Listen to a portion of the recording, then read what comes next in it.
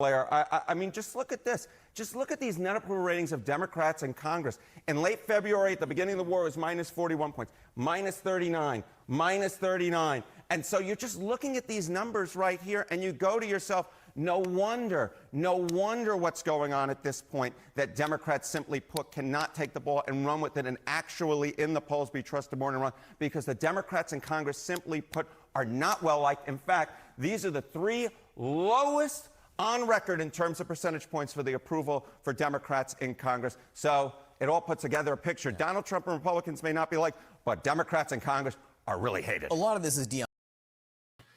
Welcome to the channel, guys. Thanks for being here today. Very much appreciate if you like, share the video out. It really helps a lot. It's a huge boost to the channel. Let's talk about the midterms today, and let's start out with the unfavorability of the Democratic Party. I've got a bunch of information for you, so stick with me. You'll enjoy this. I'm going to give you the reasons why I think the Democrats are going to lose the midterms in the House, the Senate, and they're going to net lose governorships. So let's start here with a little video with John Fetterman talking about the Democrat Socialists of America.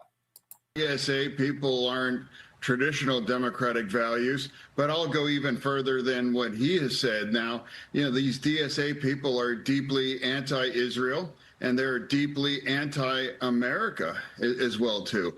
And now look at the kinds of people that they've said. Look at the things that they've been forced to delete, what they've said online. And that's not ancient history thing. These are recent things that they've said and that they've done. And it's indefensible. And I don't know why other Democrats, we just can't collectively say they are not Democrats. They can run if they want, but not as a Democrat. You know, these are extremists, and usually they're incredibly anti-American and are willing to even wipe their mouths with the American flag. That's absolutely true. These are communists and socialists, and they're unapologetic, even though their ideas have failed worldwide, everywhere they've been tried forever.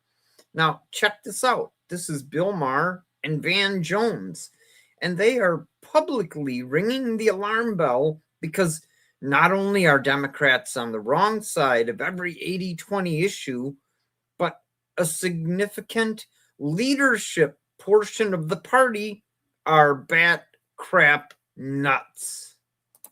I am tired of a set of people on the very far left in the Democratic Party. Ideas that are literally insane, nutty, moronic, dangerous, bigoted, are not progressive, they're regressive, and they should not be in our party. I'm not living in communist America. I mean, I know the talking point is that, well, it's not communism, it's socialism. Okay, I've read the quotes from the DSA platform, from their own mouths. Don't tell me I'm not seeing what I am seeing. They say things like, you know, takeover of key industries, government.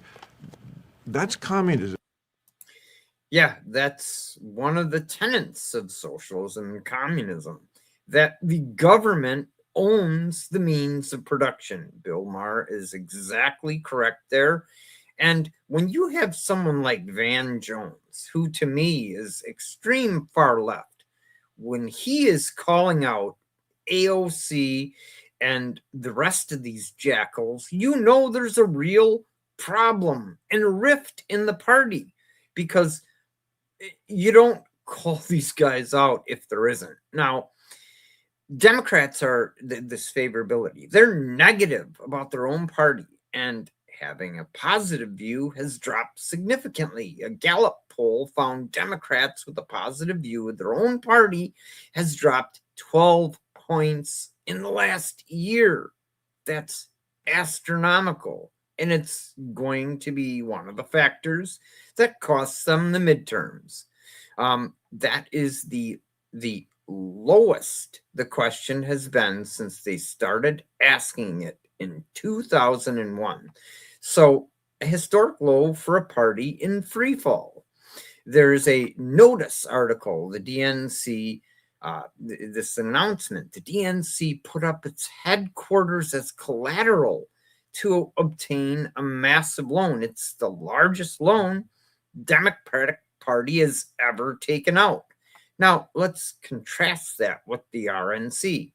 They have 130 million cash on hand, plus with the entire ecosystem of the RNC, which is the National Republican Senatorial Committee, the NRSC, and let me not read these acronyms, but just give you NRCC and Trump Super PAC. They have about $1 billion cash on hand to fight every race in the midterm. Now, the Democrats have the same type of ecosystem, and I won't read the names for all of these because it's just time consuming and worthless, but they have maybe 114 million on hand. There's a huge difference in cash on hand and the ability to fight for individual elections. The Democrats are going to need to make tough decisions on where to give up and not fight and where to fight because they have limited resources. As of June 30th, the DNC is sitting 18.5 million in debt, as opposed to 16.5 million on hand. Now that's just the DNC and not the whole ecosystem. So let me just put it simply. The RNC has a 7-to-1 cash advantage, cash on hand, 7-to-1. And it's not just the favorability I talked about and the money, or the DSA, the fringe ideas. Republicans have a slight edge nationwide on voter registrations, which are the single biggest indicator we have of how elections are going to turn out. And even NBC is reporting that the Republicans have the edge. Over 1 million voters have left the Democratic Party and joined the Republican Party. That's in addition to the 2.5 million that left Democratic Party and joined the Republican Party before the 2024 election. So we picked up another 1 million since then. The Midwest, or what Democrats refer to, politicians in politics, they refer to the blue wall states, are beginning to flip. I'm talking Pennsylvania, Michigan, and Wisconsin. Those are in play for Republicans. Now, I got a quick screenshot. Let me add it. Okay, so just this week, 7/20 to 7/27, we picked up 9,500 basically the registrations. Okay, and we've got a cumulative gain of 75,000 since December. All 67 counties are more Republican and less Democrat than they were in the 2024 election, and every county has slid to the right. That's huge, and that's just Pennsylvania. Now, Michigan is an indicator of how Pennsylvania will vote for the last 80 years. They don't register voters by party in Michigan, so there isn't data. And Wisconsin's the same way. They don't register by party either, but Iowa is an indicator of how Wisconsin will vote. Basically, where Iowa goes, historically, Wisconsin goes. Iowa has gone dark red. 180,000 new voter registrations went to Republicans.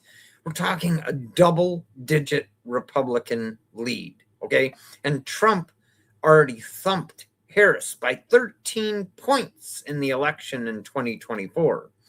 And so as Pennsylvania goes, so goes Michigan. Voter registration is, like I said, the most accurate predictor of election outcomes we have.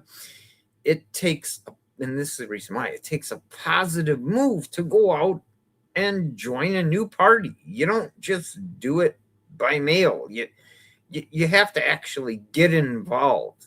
You have to show up with an ID and fill out some forms. So a pathway to the presidency does not exist for Democrats without Pennsylvania, period. And Republicans look like they're going to win Pennsylvania. We have to come out and vote like the Republic depends on it, because it absolutely does depend on all of us patriots coming out and voting. If we do, we're going to win. And the three reasons I gave, look at the Democrats are infighting, and they're bat crap nuts. They're socialists, they're communists. And the loudest voices in the party are saying the dumbest things possible each and every day. So let's take advantage. Let's wrap these midterms up in a couple months and move America forward. Guys, thanks for being here. Please share the video out. God bless. Have a wonderful day.